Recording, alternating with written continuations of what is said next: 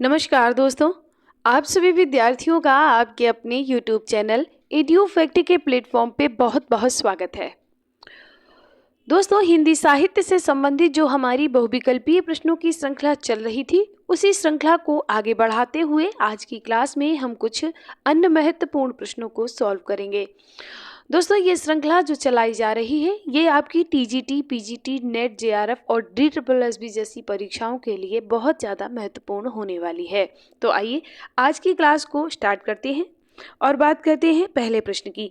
दोस्तों, पहले प्रश्न में कहा गया है कि मूल सिद्धांत किस पक्ष का आलोचक का सिद्धांत है। जो मूल सिद्धांत है वो किस पक्ष के आलोचक का सिद्धांत है। ठीक है, तो ये जो मूल सिद्धांत है ये पक्ष नहीं है, यहाँ पर पाश्चात्य है। पाश्चात्य आलोचक का सिद्धांत है। आपने पाश्चात्य कवियों के विषय में पढ़ा होगा, तो ये है रिचर्ड का। आइए, रिचर्ड का सिद्धांत है मूल सिद्धांत। आगे बढ़ेंगे। अरस्तु ने त्रासदी के कितने तत्व माने हैं। दोस्तों, अरस्तु ने त्रासदी के 6 तत्व यानी 6 तत्व माने हैं और विकल्प बी आपको यहाँ पर सही करना है। आगे बढ़ेंगे। यूनानी शब्द मिसेसिस का अर्थ होता है। यूनानी शब्द मिसेसिस का क्या अर्थ होता है, ये आपको बताना है। तो मिसेसिस का अर्थ होता है अनुकरण। विकल्प सी आपको सही करना है। आगे बढ़ेंगे। काव्य के लिए चांद को अनिवार्य कौन नहीं मानता। तो काव्य के लिए चांद को नहीं दोस्तों, काव्य के लिए छंद को। काव्य के लिए छंद को कौन अनिवार्य नहीं मानता है। अरस्तु ये बात अनिवार्य नहीं मानते थे कि काव्य करने के लिए छंद जरूरी है।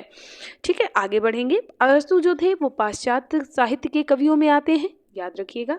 पाश्चात्य काव्यशास्त्र का आरंभ माना जाता है। कहाँ से माना जाता है, तो जाहिर सी बात है कि यूनान जो था वो उस समय भी और आज भी दर्शन और शिक्षा के विषय में अव्वल रहा है। ठीक है, तो यूनान से माना जाता है पाश्चात्य काव्यशास्त्र का आरंभ। वर्ड्सवर्थ ने किसके साथ मिलकर अपनी कृति, कौन सी कृति, लिरिकल बॉलेट्स की रचना की थी। किसके साथ मिलकर की थी, तो कॉलरिज के साथ में मिलकर की थी। विकल्प बी आपको सही करना है। नई समीक्षा के जनक कौन है। दोस्तों, नई समीक्षा के जो जनक माने जाते हैं वो माने जाते हैं इलियट जी। विकल्प ए आपको यहाँ पर सही करना है। कमेंट बॉक्स में आप हमें ज़रूर बताइएगा कि आपके कितने क्वेश्चन सही हुए हैं। ठीक है, और ये वीडियो पसंद आए तो प्लीज़ इसे लाइक करें और दोस्तों के साथ शेयर ज़रूर कर लें। आपको टाइम पे ऐसे वीडियो मिलते रहें, उसके लिए चैनल को सब्सक्राइब करना बिल्कुल ना भूलें। काव्य हृदयग्राही, मर्म स्पर्शी एवं सजीव बनाता है। काव्य को, यहाँ पर थोड़ा सा हो गया, काव्य को जो हृदयग्राही, मर्मस्पर्शी एवं सजीव बनाता है, क्या बनाता है, तो ये कल्पना से बनता है। क्या, काव्य। काव्य जो हृदयग्राही, मर्मस्पर्शी एवं सजीव बनता है वो कल्पना से बनता है। विकल्प बी आपको यहाँ पर सही कर देना है। किस विद्वान ने काव्य की भर्त्सना करते हुए उसे समाज से बहिष्कृत करने का दर्शन दिया है। ठीक है, यानी जो काव्य की आलोचना करते हुए उसे समाज से बहिष्कृत करने का दर्शन दिया था, ये प्लेटो ने किया था। विकल्प ए आपको सही करना है। आगे बढ़ेंगे। कॉलरिज का समय बताना है। दोस्तों, कॉलरिज का समय था 1722 से 1834 तक का, यानी विकल्प ए सही है।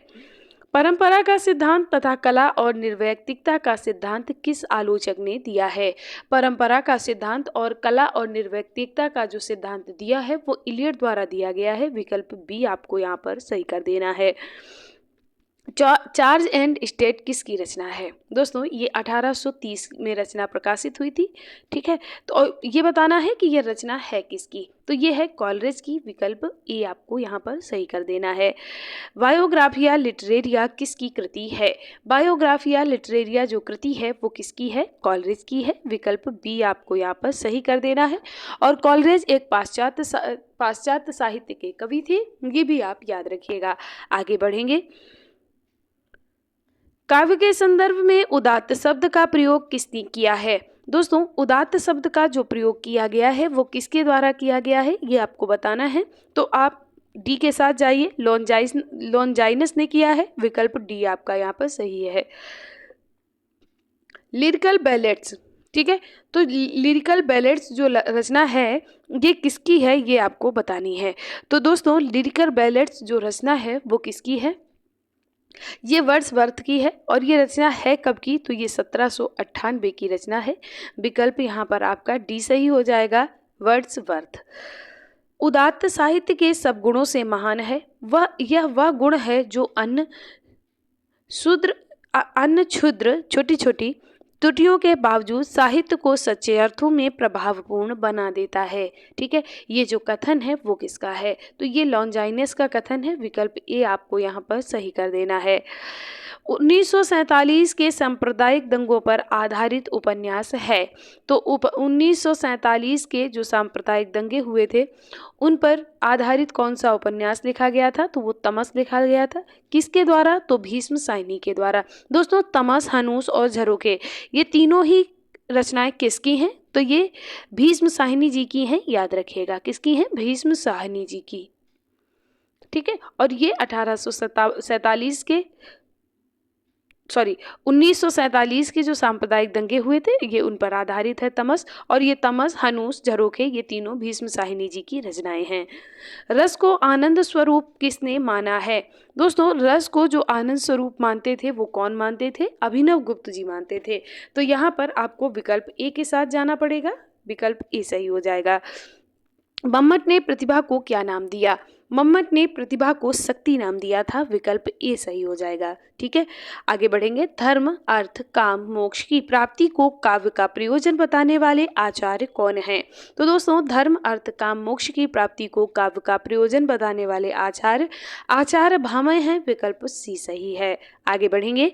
धीर ललित, दोस्तों ये नाटक के जो नायक होते हैं उनके स्वरूप हैं। धीर ललित, धीर प्रशांत, धीरोदात्त और धीरोधत्त आदि रसों से परिकल्पना किसने की है? यानी ये जो नायक को जो स्वरूप दिया गया, जैसे धीर ललित जो नायक होता है वो प्रसन्न चित्त होता है, धीर प्रशांत भी प्रसन्न चित्त होता है, दूसरों की प्रशंसा करने वाला होता है और अभिमान से परे होता है, यानी उसे अभिमान नहीं होता, इस तरह का होता है। और जो धीरोधत्त होता है ये लंपट, मूर्ख, अपनी प्रशंसा करवाने वाला नायक होता है।